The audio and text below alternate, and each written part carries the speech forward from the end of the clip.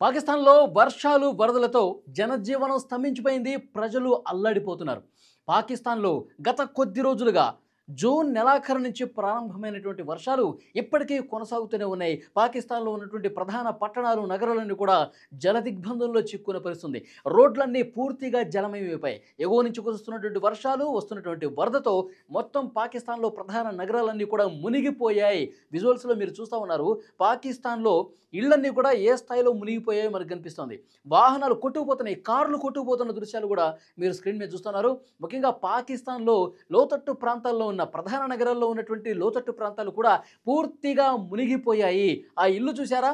పూర్తిగా first floor, second floor వరకు water వచ్చేసి ఏ విధంగా నీటితో నిండిపోయిందో మనం చూస్తున్నాం. ఇంకా పైన అక్కడ ఉన్నటువంటి స్థానికులు ఎవరైతే ఉన్నారో, వరద బాధితులు ఎవరైతే ఉన్నారో, వాళ్ళు పై ఫ్లోర్స్కి వెళ్ళి తలదాచుకొని సాయం కోసం అర్థిస్తున్నటువంటి పరిస్థితి ఉంది.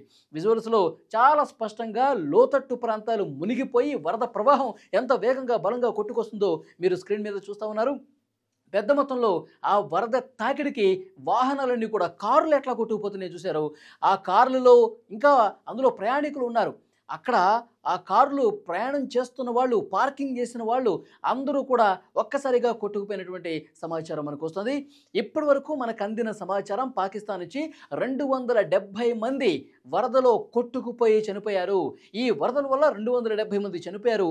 ఇంకొక బాధాకరమైన విషయం ఏంటంటే 120 మంది చిన్నపిల్లలు ఉన్నారు. 120 మంది వరకు పాకిస్తాన్లో ఈ వరదల తాకిడికి, ఈ వరద ప్రవాహంలో కొట్టుకుపోయి 120 మంది చనిపోయారంటే అక్కడ పరిస్థితులు ఎంత భయంకరంగా, భయానకంగా ఉన్నాయో అర్థమవుతున్నటువంటి పరిస్థితి ఉంది. అక్కడ స్థానికంగా ఉన్నటువంటి నదులు, చిన్న చిన్న వాగులు, చెరువులు అన్నీ కూడా ఉప్పొంగి ప్రవహిస్తున్నాయి. మొత్తం జనావాసాల్లోకి వాటర్ వచ్చేసింది. పూర్తిగా రోడ్లన్నీ మునిగిపోయాయి. బయటకు రావాలంటే భయపడిపోతున్నారు. పూర్తిగా అక్కడ చిన్న చిన్న వ్యాపారస్తులు, వ్యాపారాలు చేసుకున్న వాళ్ళు కూడా భయపడిపోయి పూర్తిగా ఇళ్లలోనే తలదాచుకున్న పరిస్థితుంది. చాలామందిని, 1,00,000 మంది మనకు వస్తున్నటువంటి సమాచారం పాకిస్తాన్ నుంచి 1,00,000 మంది వరకు ఎఫెక్ట్ అయ్యారు. వాళ్ళందరినీ కూడా పునరావాస కేంద్రాలకు తరలించారు, సురక్షిత ప్రాంతాలకు తరలిస్తున్నారు. అక్కడ వాళ్ళకి ఆహార సౌకర్యాలు కూడా కల్పిస్తున్నటువంటి పరిస్థితి. ఇంకా వరద గుప్పిట్లో చిక్కున్నటువంటి పట్టణాలు, గ్రామాలు చాలా ఉన్నాయి. వాళ్ళందరినీ సురక్షితంగా రక్షించే పరిస్థితిలో అక్కడ అధికార యంత్రాంగం పనిచేస్తున్న పరిస్థితి. విజువల్స్లో మీరు చూస్తున్నారు. రోడ్లు కొట్టుకుపోయాయి, రోడ్లు కోసుకుంటూ వరద ప్రవహిస్తోంది. పూర్తిగా ఆ వరద ప్రవాహం తాకిడికి ఎంతోమంది కొట్టుకుపోయినటువంటి సమాచారం వస్తుంది. కొంతమంది జాడ ఇంకా తెలియలేదు. ఎంతమంది అయితే కొట్టుకుపోయారో ఆ లిస్ట్ని ఇంకా సేకరిస్తూ ఉన్నారు. ఎవరైతే తప్పిపోయినట్టుగా సమాచారం వస్తుందో వాళ్ళకి సంబంధించినటువంటి ఇన్ఫర్మేషన్ మాకు తెలియజేయండి అంటూ అక్కడి అధికార యంత్రాంగం ఒక టోల్ ఫ్రీ నెంబర్ కూడా ఏర్పాటు చేసినటువంటి పరిస్థితి. విజువల్స్లో మీరు చూస్తున్నారు. పాకిస్తాన్లో ముఖ్యంగా ఇస్లామాబాద్ కావచ్చు, రావల్పిండి కావచ్చు, గావల్మండి కావచ్చు, కటారియన్ కావచ్చు, ఈ ప్రాంతాలలో, ఈ ప్రధాన పట్టణాల్లో అత్యంత భయానకమైనటువంటి పరిస్థితులు కనిపిస్తున్నాయి.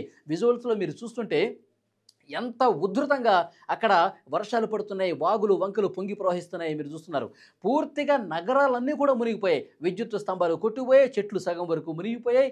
లోతట్టు ప్రాంతాలు పూర్తిగా నీటిలోనే నానుతున్నటువంటి సిచ్యువేషన్ ఉంది. అక్కడ అధికార యంత్రాంగం చాలా స్పష్టంగా చెప్తా ఉన్నారు, ఎవరు కూడా బయటికి రావద్దు. ప్రధానంగా ఇస్లామాబాద్ లాంటి ప్రధాన నగరంలో కూడా ఇలాంటి సిచ్యువేషన్ ఉంది అంటే పరిస్థితి అర్థమవుతుంది. ఎవరు కూడా బయటకు రావద్దు. ఎవరైనా సరే అత్యవసరంగా బయటకు వస్తే సంబంధిత అధికారులకు సమాచారం ఇవ్వాల్సిందే అంటూ అక్కడి అధికారులు కొన్ని ఇన్స్ట్రక్షన్స్ అయితే జారీ చేసిన పరిస్థితి. విజువల్స్ ఎంత భయంకరంగా ఉన్నాయి చూడండి, మీరే చూడండి. ఆ విజువల్స్లో ఆ వరద ప్రవాహం ఎంత వేగంగా, ఎంత భయంకరంగా, ఎంత బలంగా ముందుకు చొచ్చుకొని వస్తుందో కూడా ఇది చూస్తుంటే మనకు అర్థమవుతుంది. మరొక ముఖ్యమైన సమాచారం, పాకిస్తాన్లో ఉన్నటువంటి ఈ పరిస్థితుల్ని అధ్యయనం చేయడానికి ఆల్రెడీ ఎన్డీఎంఏ ఒక రిపోర్టు కూడా ఇచ్చింది.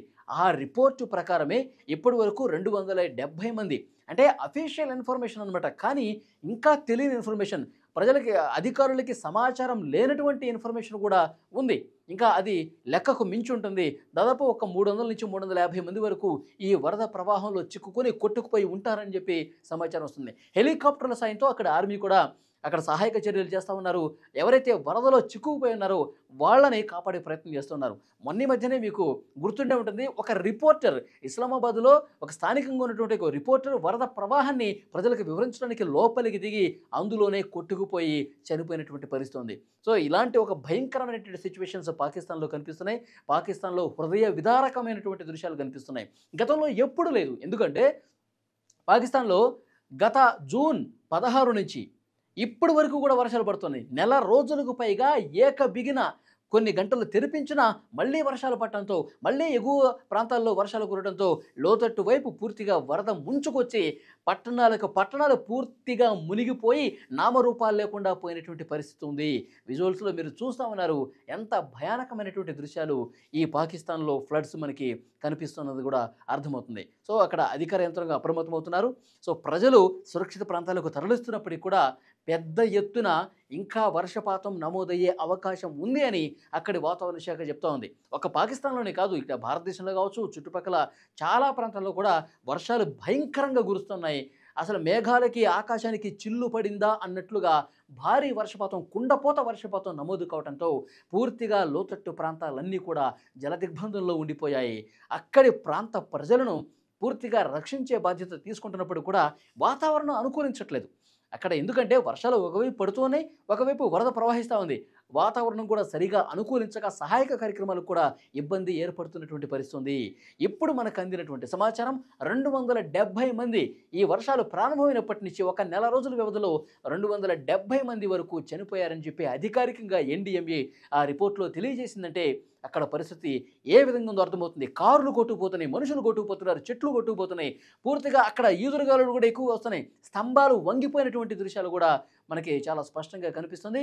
ఇంకా ఈ వాతావరణం ఇదే విధంగా ఉంటుంది. మరొక వారం రోజుల పాటు పెద్ద ఎత్తున వర్షం కురిసే అవకాశం ఉంది అని అక్కడి అధికారులు చెప్తున్నటువంటి సమాచారం ఉంది. సో, డెఫినెట్గా పాకిస్తాన్లో వరద తగ్గుముఖం పట్టాలని చెప్పి మనం కూడా కోరుకుందాం. ఎందుకంటే పాకిస్తాన్లో ఉన్న ప్రజలు ఎంత ఇబ్బందులు పడుతున్నారు.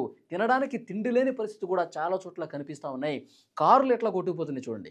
కాలనీలు ఏ విధంగా మునిగిపోయాయో ఇక్కడ చూడండి.